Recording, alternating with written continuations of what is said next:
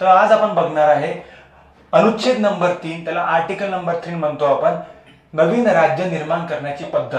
तर आपल्याला ती पद्धत बघायची, कशा पद्धतीने नवीन राज्य निर्माण केले जातात, तो बिल तयार कोण करतो. तर बघू आपण सर्वात पहिले बिल जे आहे केंद्र सरकार मार्फत तो बिल तयार केला जातो.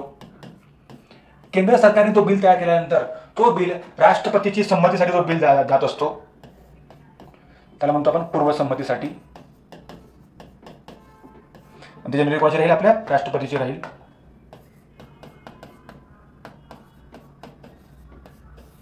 नंतर राष्ट्रपती पूर्वसंमती देण्याच्या आधी संबंधित राज्याकडे तो बिल पाठवत असते.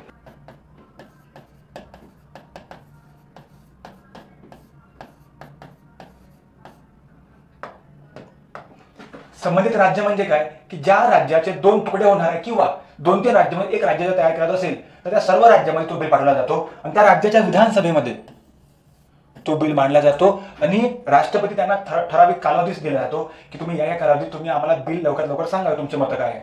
आणि नेक्स्ट पॉईंट असा आहे की विधानसभेचे 2 व्ह्यू असू शकतात. एक व्ह्यू असा राहील पॉझिटिव्ह की त्यांनी बिल पास केलेलं आहे किंवा त्यांचं म्हणणं आहे की बाबा तुम्ही राज्य निर्माण करू शकता नवीन. आणि एक व्ह्यू राहू शकतो निगेटिव्ह, म्हणजे एकाच असं राहू शकते की आमचं म्हणणं आहे की राज्य नवीन नाही निर्माण झाला पाहिजे. म्हणजे बघा 2 व्ह्यू आहेत. विधानसभेचे 2 व्ह्यू असतात. एक व्ह्यू आहे की बाबा चला आम्हाला तुमच्या बिल मान्य आहे आणि एक बिल म्हणू शकतो पण अमान्य आहे. तर विधानसभेचे हो असेल किंवा नाही असेल हे दोन्ही पण विचार जे आहे हे संसदेवर बंधनकारक नाही. पहिला पॉईंट असा आहे की संसदेवर हे जे आहे हे काय नाही, बंधनकारक नाही. मग आता आपण म्हणू की मग बिल पाठवलंच कशाला आहे, तर जनरली त्या राज्याला माहिती असावं की तुमच्या भागातून 2 भाग निर्माण होणार आहे म्हणून त्या गोष्टी केल्या जातात.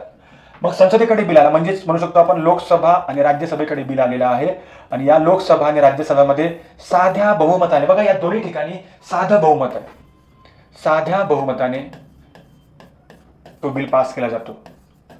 त्याला म्हणतो आपण simple majority, half of present and voting. आणि ज्या क्षणी हा बिल दोन्ही सभागृहात पास होतो आणि नंतर तो बिल जातो नंतर राष्ट्रपतीकडे. राष्ट्रपती त्याच्यावर मग आपली सही किंवा साईन देऊन नवीन राज्य निर्माण करून ज्या क्षणी ती साईन दिली जाते त्या क्षणी तो राज्य नवीन निर्माण केला जातो.